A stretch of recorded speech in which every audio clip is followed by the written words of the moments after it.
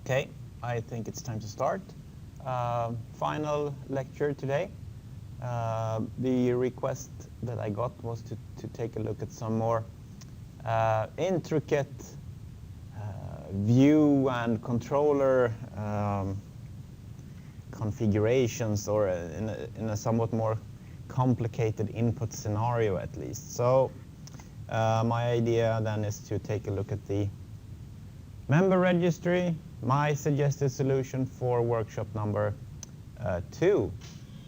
And this will also be posted on the course homepage, of course, in a few days when the tutors have had a chance to take a look at your submissions.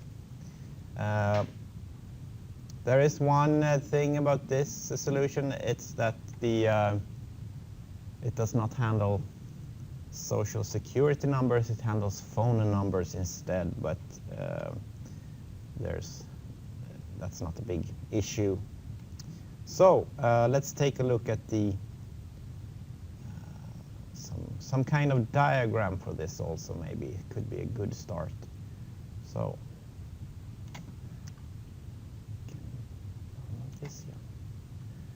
basically we have 3 packages. We have the controller, the model, and the view. And if we take a look at the model, it's it's kind of uninteresting. Basically, we have a member registry that contains a lot of members, and members that contains a lot of votes. Nothing fancier than that, actually. We have an enumeration for the types of votes. In this case, the model does not need to be much more complex than this. You could argue that, well, phone number, or in your case, social security number, should not be strings or something like that, but somewhere you have to draw the line also, so I drew the line there. All right, not that fancy, quite to the point.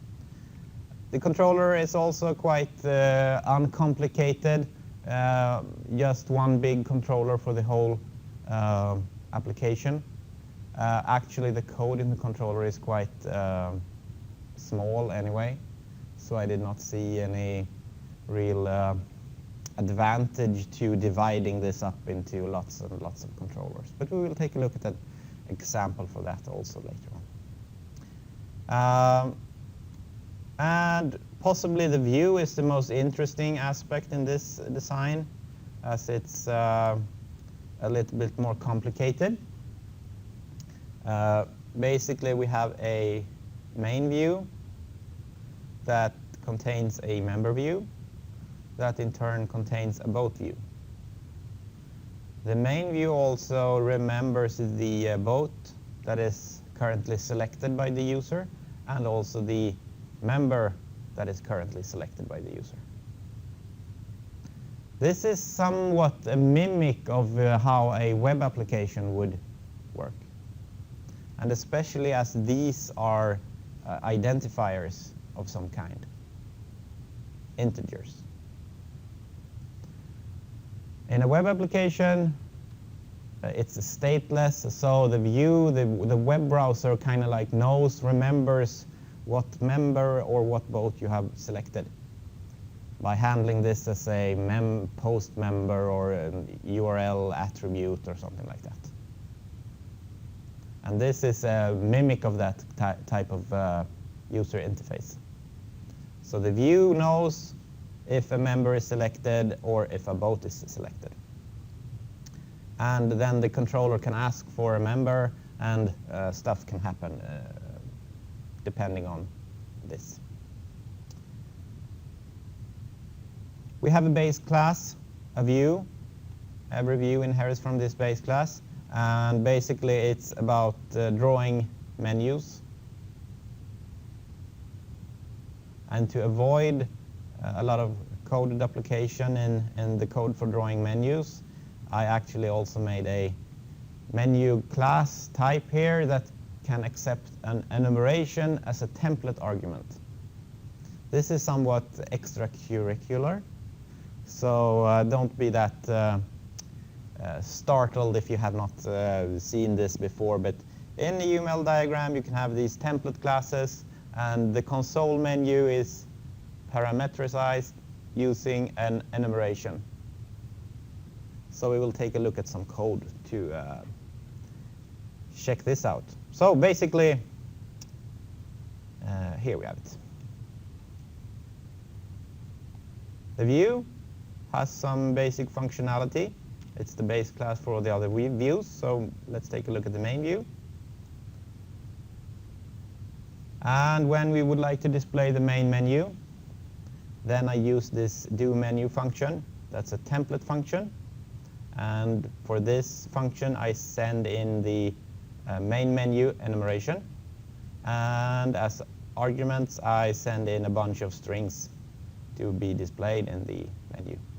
And also the menu choice that should be invalid. So in this main view class, we have an enumeration for this menu. And using this template argument, I can send this type into the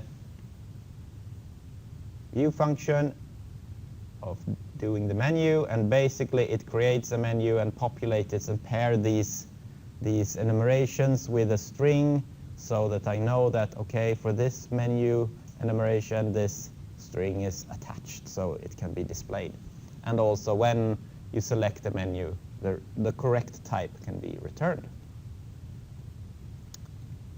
And the console menu class, well, it handles these pairs of menu items and strings and has this add value, and then it can display its menu when it's done, and stuff magically works. And basically, you can take a look at it, how it looks. This is the main menu. So we just quit. And if I would like to add a new menu item, could take a look at how this would work. In the main view, I would of course need to add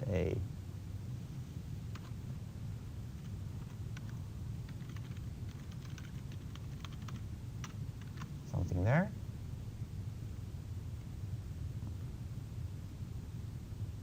And it will break because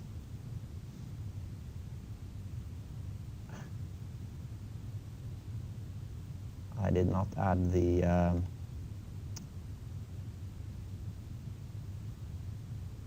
string for this option, so the program cannot run without it. So I have to add that one also.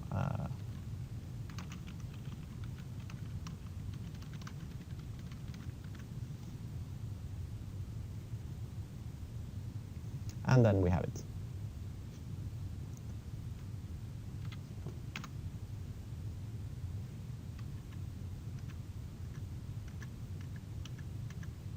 So basically this somewhat complex design is to facilitate the creation of menus, because this was something I discovered was present in all the views we had. So in the main view we present the main menu, in the member view we present a menu for what you can do with the member, and in the boat view we present a menu for what you can do with the boats. So if I just take a look at it. So if I select a member, I have some members in here. So this is the member menu. I can add a new boat, I can select the boat, I can change the member, or I can remove the member. And if I select the boat, I select boat number 0. This is the boat menu, I can change or remove the boat.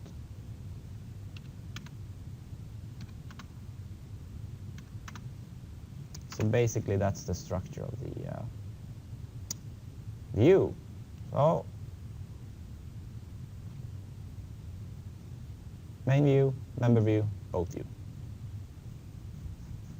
And the idea is also that the member view works using an active member. So when you would like to display the member menu, you send in a member from the controller. And the same thing with the boat view. When you would like to display the boat view, you need to have a boat to display this view for. Okay. Any questions regarding this view? We have these enumerations for the menus. We have the view that can display a menu. We have the console menu to handle this and remove duplicated code for displaying menus. Quite not simple, but convenient at least. So the controller, it's kind of small.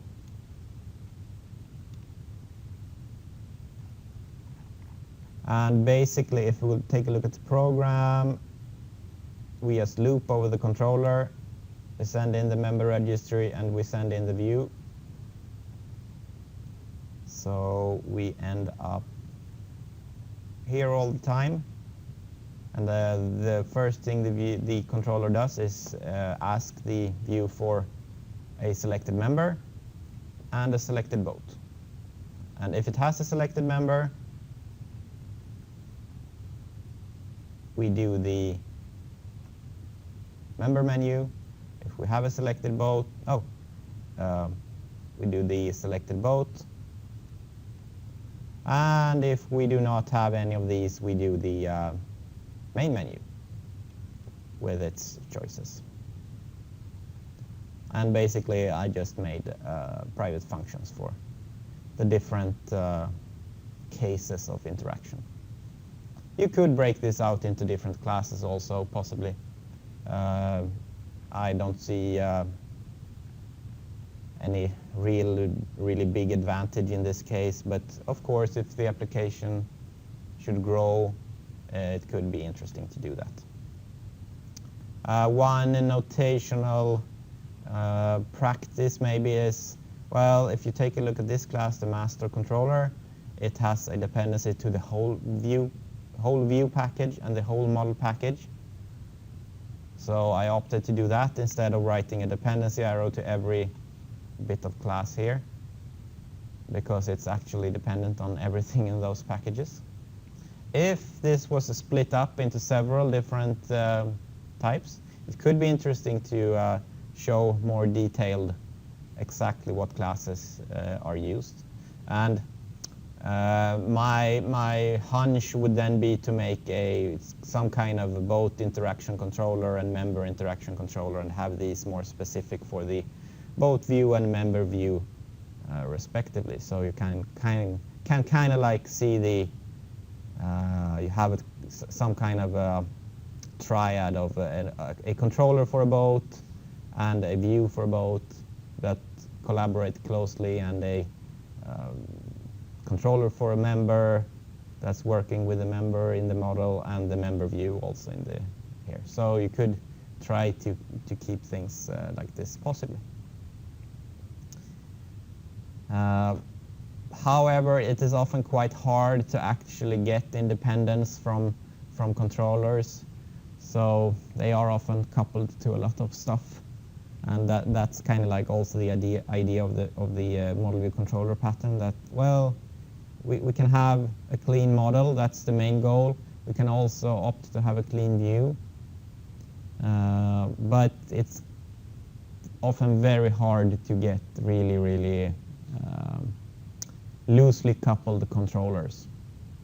And as always, you need to kind of like pick your battles, and you could probably spend a lot of time trying to get a design that works, but the question is if it's worth it.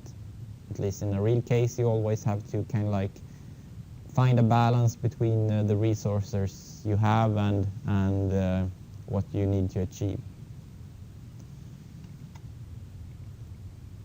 So, any questions regarding this type of design?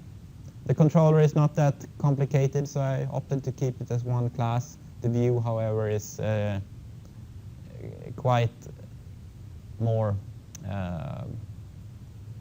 specific or complicated, or more classes at least.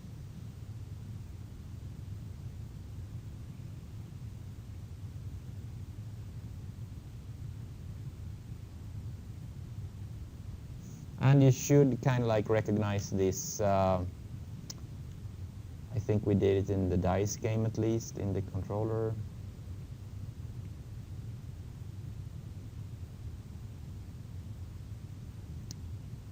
Basically, when we have coded application, we have some options.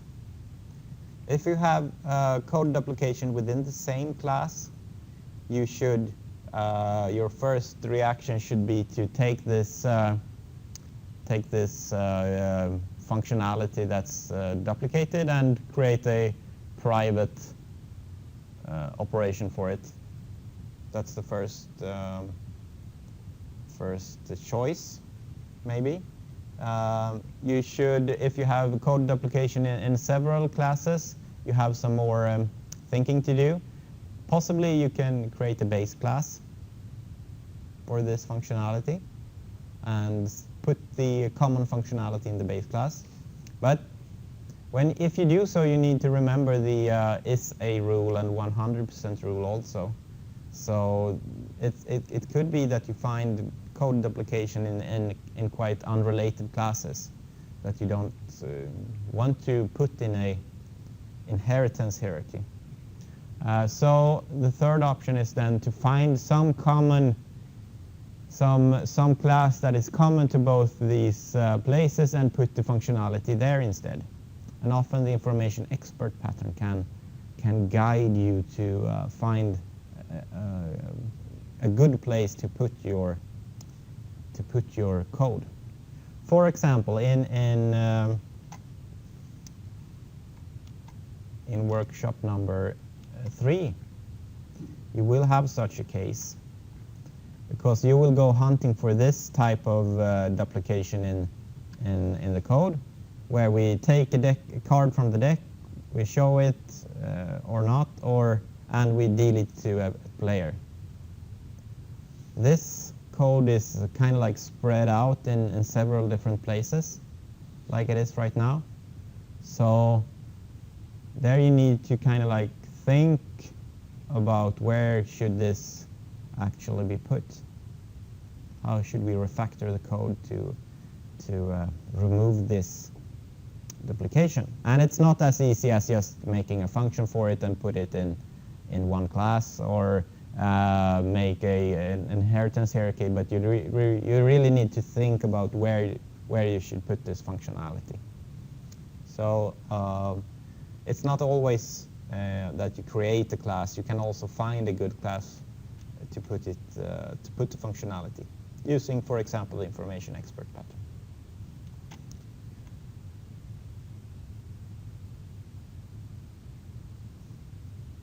All right. Who is performing both operation, member or member registry? Yeah, we can take a look at. In the member registry, we have a typical function like add member, and when we add a member, the member registry assigns a unique ID to the member also. So you can create members, for example, the view, the member view. When we would like to create a form to add a member, do member form, we do this, and I return a new member. So I return a new model object, but it's not put in the registry yet, so it does not have a unique ID, because this is something that is added when you move the member from just being a loose member, so to say, to actually add it to the member registry. And to create a unique ID in my application, I need to know all the members that are already in the registry.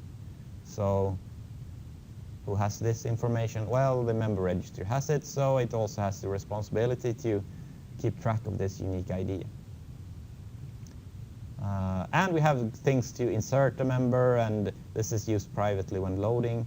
Delete a member, get the member using an identifier, update the member, get the member list, load the members from an XML file, and load the boats, and yeah, stuff like this.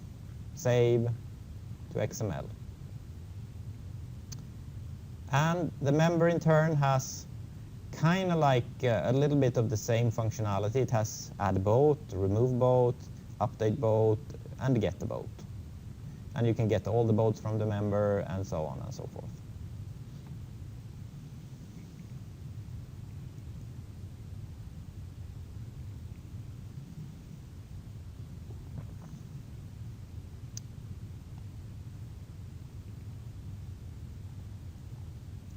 Make sense?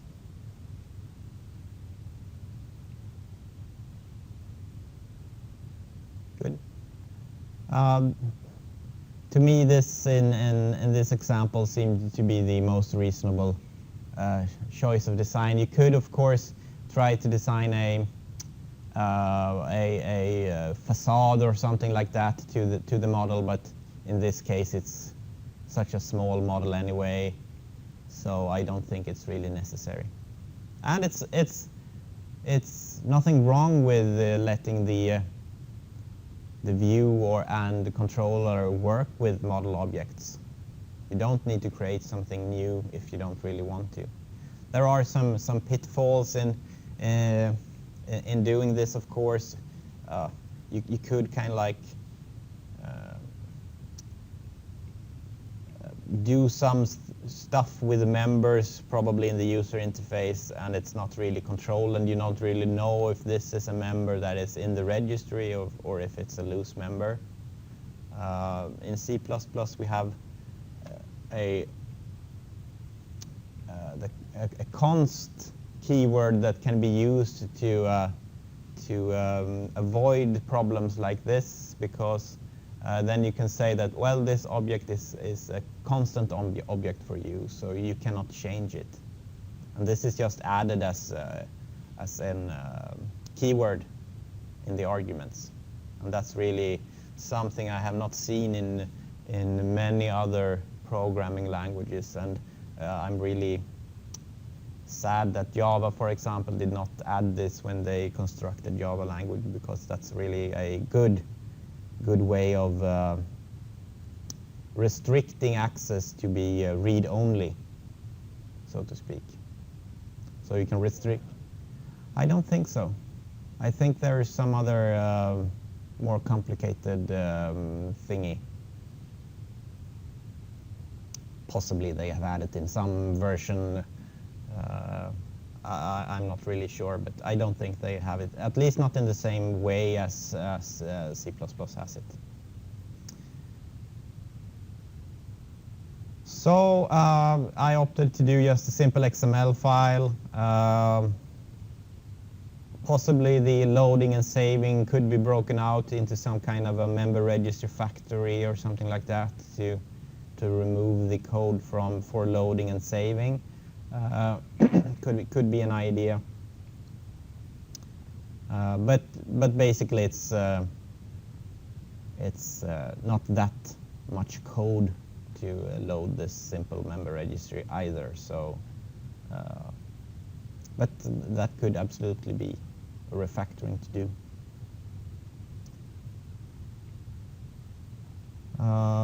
Any other questions?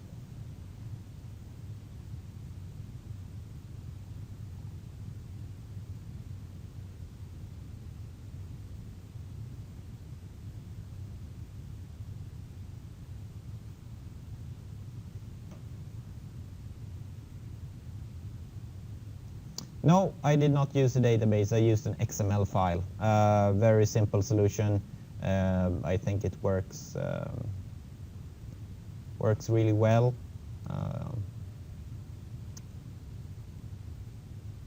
So it looks just something like. Let's put it in this.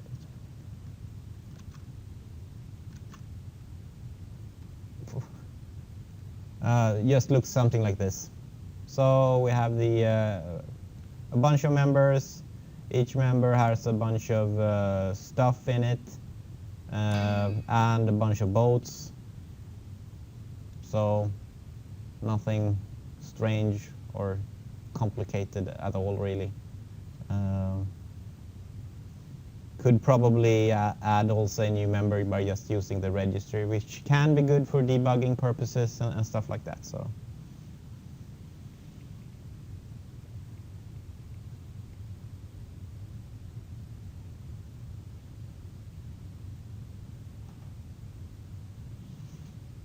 Can we update our code during the tutor correction?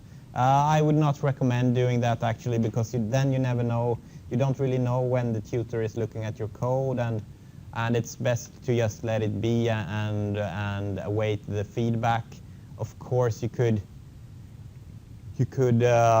branch it in some way and work in a separate branch if you know you have some issues you need to correct, and of course if you have minor bugs and stuff like that, do the correction. I would not recommend doing a gigantic refactoring in the middle of things, because the chances are that the tutor will look at your code right when you are refactoring, and well, things have a tendency to be quite messy when you refactor, so you run the risk of getting a possibly badder feedback than you would if you would have just let it be. But of course, if you spot some simple bug somewhere, you should can take care of it.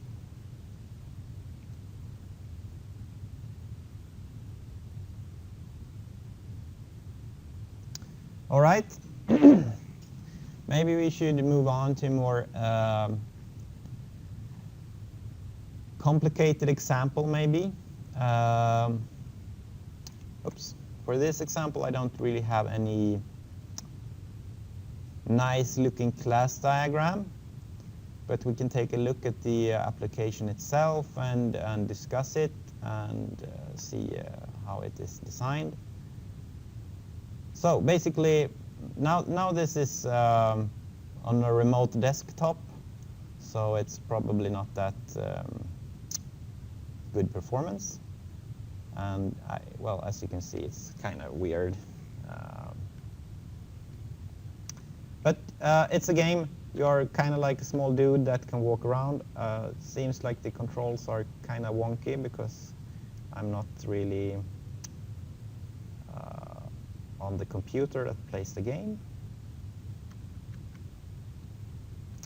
But the most interesting part is, well, we have this view or this aspect where you play the game, and you have other aspects where you kind of like edit the game instead.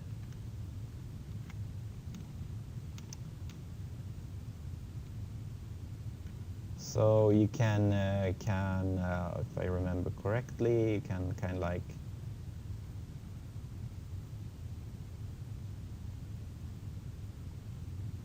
do stuff in this world, so you can edit levels, and this is one aspect of interacting with the game. And there are, I think, some other editors also, maybe. I think this is some kind of lighting editor or something like that.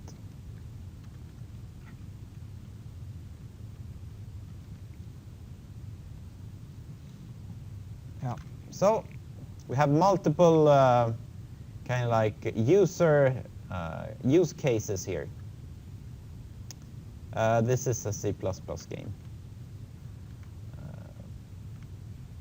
So let's take a look at how this actually works. And I have a small overview, at least, of the design. And as you can see, we once more have a model view controller design. This case, we have a master controller that has a few use case controllers that in turn can also have sub-controllers for controlling more finely grained aspects of interacting with the game. And basically, a use case controller is a play game controller, edit level controller, and so on and so forth. Subcontrollers can be, for example, in the level editor, maybe you have some more advanced way to select the active texture or something like that. So you can paint the level in different textures, and this is maybe then handled in a subcontroller. So you have some aspect of the use case that you need to address specially. And each use case controller is connected to a special view for the use case that has special assets. For example, you need to render special things in some of the cases. Special user interface widgets for editors and stuff like that. And we have some common view functionality that we put in something called view core, and we have some core assets also, stuff that's always available. And the model is again not that interesting. We have some central class to handle the game and the game rules, and we have some different types of tokens or stuff to handle in the game. Player, for example, enemies, whatnot. And we have this interface observer style to send events from the controller into the game, and also to send events that happen from the game to the user interface. Games are a little bit special compared to more traditional applications, as the model itself is active. Stuff happens often without you doing anything. So even if you do not interact with the game is still alive, so to speak. Enemies move, the rules are evaluated, things can happen to you. This is quite different from more traditional applications where often nothing happens if you do not interact with the system. So you need to click something, or you need to say, add something, or you need to really tell the system what is happening. And this is maybe something that is a little bit more complicated in a game. And of course, we have the performance problems of being able to do quick user interface updates in games also. So this is well, I wouldn't say a large project, but it's definitely larger than what we have been looking at.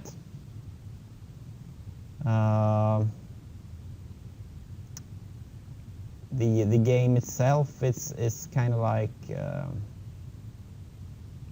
not that big, but we have this surrounding libraries of mathematics, and we have different types of rendering stuff.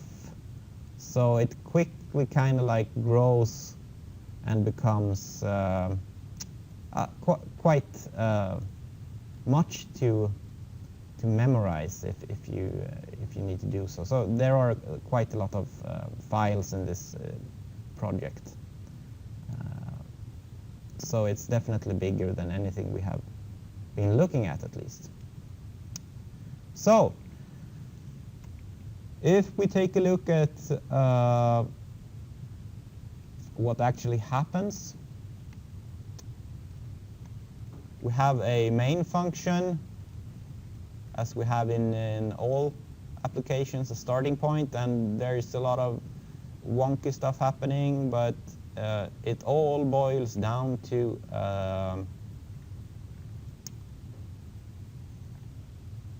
here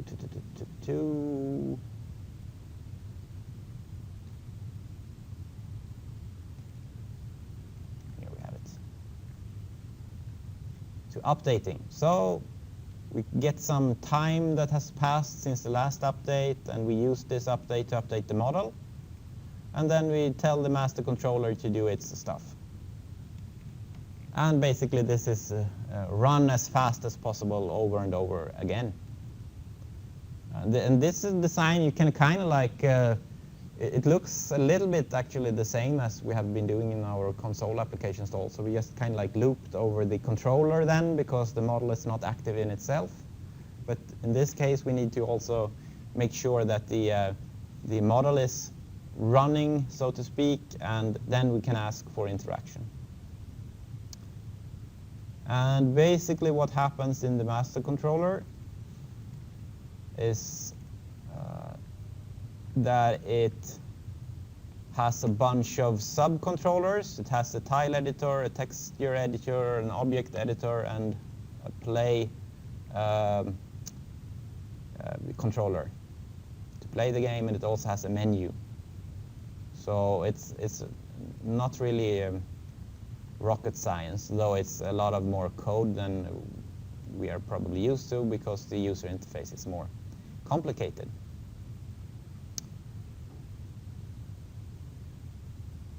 So let's take a look at what it actually does. So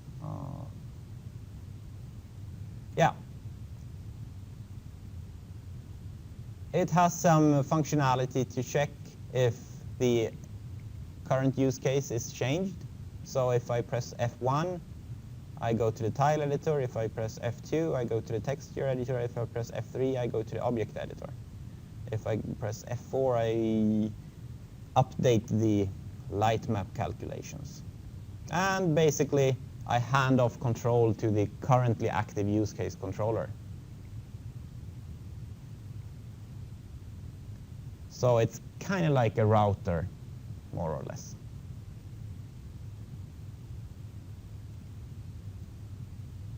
And also we can see that it implements this iEvent target interface. So it gets events from the game, and then it also routes these events to the currently active controller. So when this event happens, well, it checks if the current actively controller is this type of controller, and then it's routes this event to the active controller.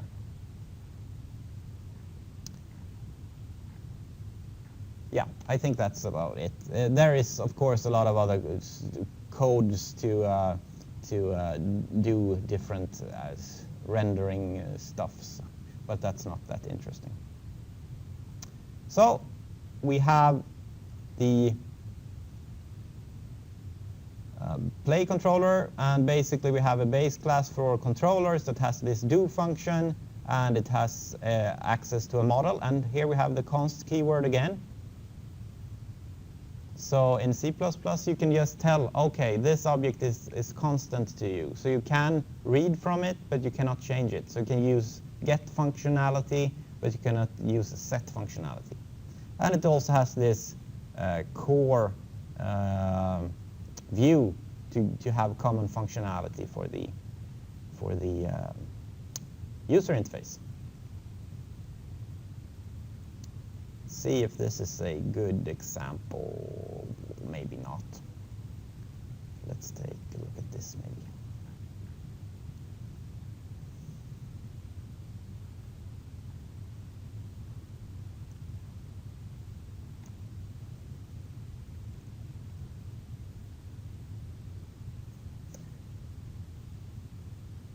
Yeah, okay.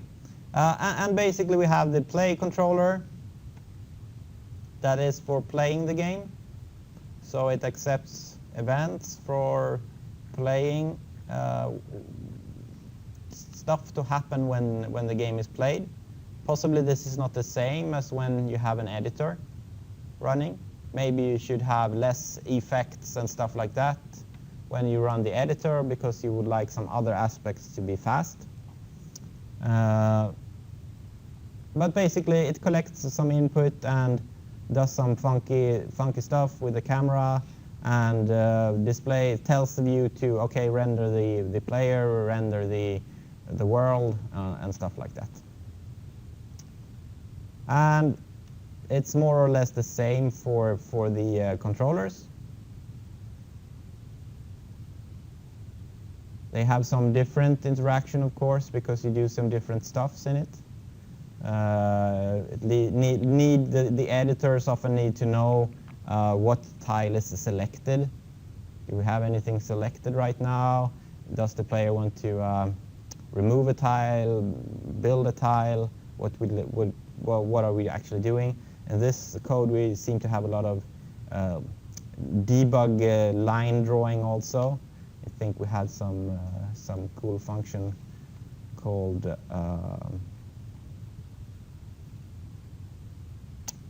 big fat debug. That's always a good thing.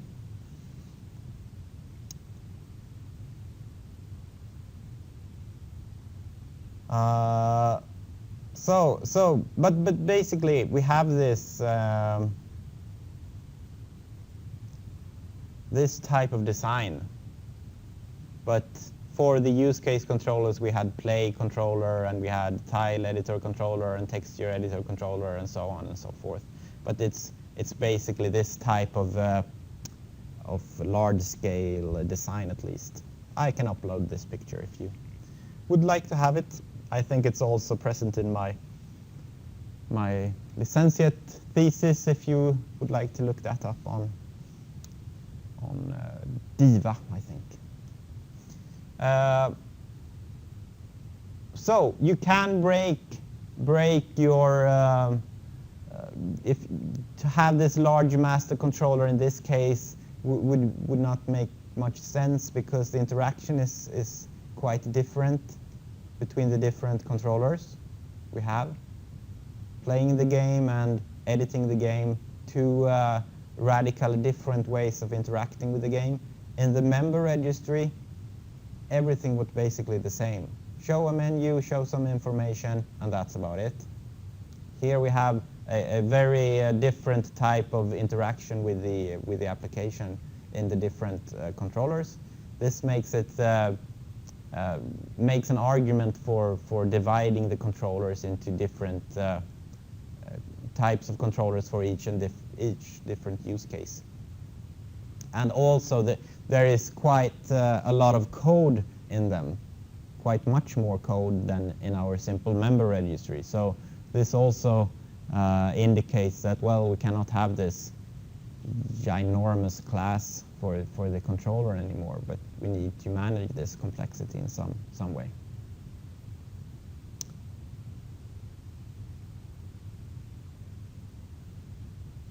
All right. On the model side, it's well, fairly. Oops, this was the wrong one. It's fairly uninteresting.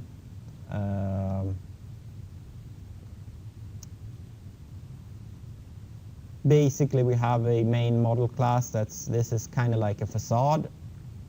Everything you can do in the game is centered here. So here we have functionality to pause the game, set title, set tiles, set the texture for tiles, set where you should start the level, where you should exit the level, removing everything from the world, add some player input, respawn the player, things like this. And of course this major update function also that kind of like updates the whole model and evaluates all the rules, because in a sense a game is some form of simulation. And typically this type of class becomes quite large, so it's often a challenge to remove responsibility from it and move this to better places. But basically we have this update function, and it updates the player position and check if the player has come to the exit, and if we have done so, we should respawn the player. Quite simple game in this respect. And when we update the player position, we have a function for this. That's a little bit more complicated because it does a lot of stuff. And basically that is a lot of physics, math stuff to check if where the player is on the world, if he can move to this position he would like to move to, move him back if we cannot move into that position, and stuff like that. And we have some set tile and set texture. These are quite uninteresting. And we have a representation of the world. And of course, this is quite complicated. Some stuff are. So actually, if I remember how to do this.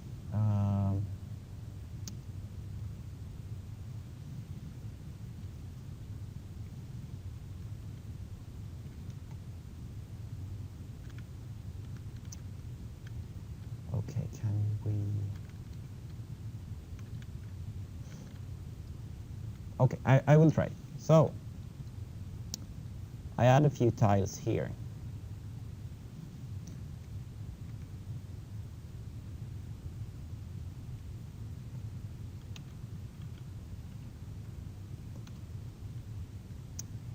And I will now move. Crap. It's pretty hard to control it using the remote desktop.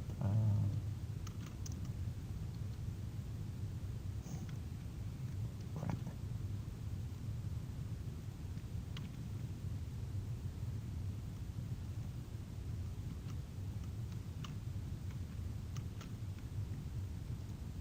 Okay.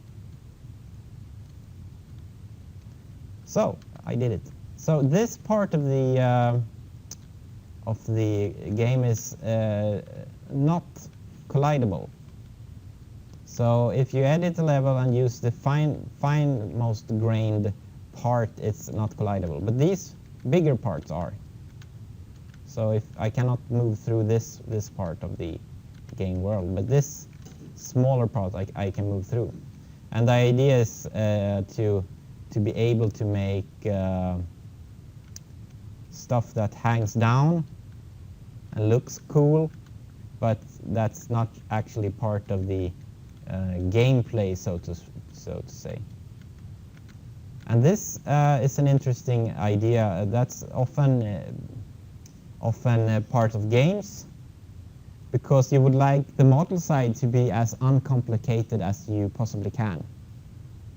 So on the model side, it's not often a really detailed game character that moves around. Often it's kind of like two spheres on top of each other, because that is a good representation that you can use mathematically to collide with different objects and stuff like this. This means that on the view side, we would like to add some more detailed representation for this simpler representation in the simulation. So to accommodate this in this case, we actually have, if we take a look at the model, we have two separate worlds. We have first the level that is actually what is collided with, and we have this visual level also that is actually what is rendered. So this is something that you can play around with, and especially in games, it's you would like to have, of course, such a interesting and good-looking experience for the player, while keeping the model as simple as possible. So it's kind of like tricks and smoke and mirrors type of application, where you kind of like make it look cool and advanced, but really it's kind of like two spheres moving around. So then you often need to add information in the view to be able, you need more information in the view to be able to render these more detailed things. So this is something you can do in several different ways, and one alternative would be to put this visual level maybe inside the view core or something like that instead, and have it only especially for the view. I think it's not there. No, it's not. And possibly you could put it in the assets. But this, as you can see, it's well, you have a lot of effects and textures and models for the character, and we have a mesh for the world, since This representation on the model side, it's not based on triangles and vertices. It's based on some other type of representation. It needs to be converted to a representation that the graphics card can use, and graphic cards use vertices and triangles and stuff like this. So this is the responsibility then to for the view to be able to kind of like take a world, bake it, and make a mesh out of it. And this functionality is actually quite complicated, I think. It's a lot of different types of matrices and vectors and stuff like this to actually triangulate the tile-based version of the world that is present on the model side instead. It has kind of like square tiles and in different types of positions, and you can have different sizes of them and stuff like that. But that is often the case in more complicated user interface. You need to take some information from the model and convert it to something that works well in the view. And we actually have in the member registry also something like this. The two lists for the members, different ways to display the bunch of members in the application. And this is definitely something that is a view responsibility. So if we take a look at this in the, maybe it's here.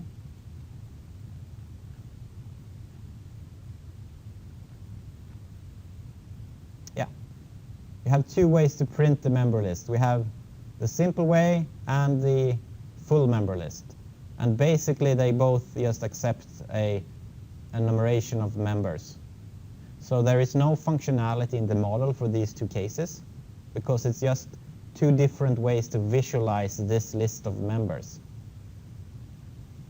So this is something you should probably have in your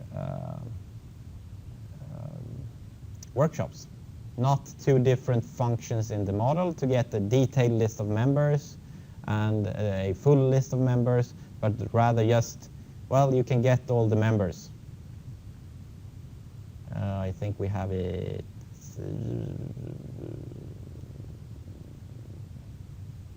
here. And depending on what function in the view you add the members to, you will get the full list or you will get the small list. And basically this is the same as in the game. You can opt to render the whole world or just a subsection of the world, but the model itself, it does not care. It's a view responsibility to do this. And sometimes it's quite tricky to draw a line there. In this case, with the member registry, maybe it's obvious, but adding data or something like that to the model that's purely for rendering can be really, really convenient. Just adding some attribute to a class so that, well, now the view can know how to render this part of the game. It's really convenient instead of adding a more complicated construction in the view side that magically knows how to render some parts of the game. And of course, it's always a trade-off between adding more functionality and complexity inside the model or adding more functionality and complexity in the view. So the job as a developer or designer when designing these types of application is to find a good balance. To not let any part of the application become too complicated, but rather try to add complexity in a more even way. All right, I think I ranted maybe too much about this. Any questions? Perfectly clear. So then you should then correct the bug in this line.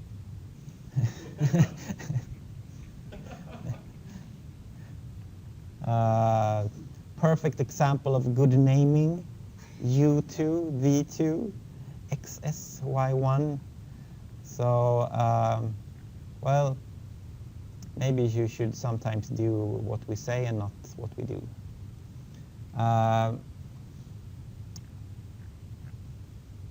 Any other questions?